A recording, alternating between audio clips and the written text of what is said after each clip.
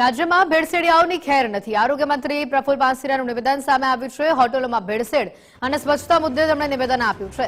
ભેળસેડિયાઓ સામે અભિયાન ચાલી રહ્યું છે। ખોરાકમાં ભેળસેળ કરનારા પર દંડા પડે છે। નકલી પનીર, ઘી બનાવનાર સામે કડક કાર્યવાહી કરાઈ છે। શ્રાવણમાં ફરાળી વસ્તુમાં ભેળસેળ કરનારાઓને પણ આરોગ્ય વિભાગ માફ નહીં કરે તે નિવેદન તેમણે આપ્યું।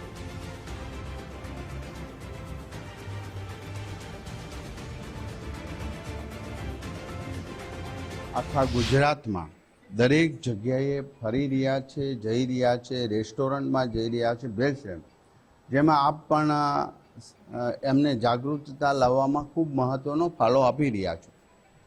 લગભગ ડુપ્લિકેટ બનાવનાર ઘી, પનીર વગેરેને ઉપર તો આપણે ખૂબ સખ્તાઈથી કામગીરી કરી રહ્યા છીએ। અમારી ટીમ ખાસ કરીને લોકોની શ્રદ્ધા હોય છે કે આવા તહેવારોમાં ઉપવાસ વગેરે અને એ લોટની અંદર વગેરેમાં ભેળસેળ કરે છે, એને ઈશ્વર તો માફ નહીં કરે પણ આરોગ્ય વિભાગ પણ માફ કરવાનું નથી।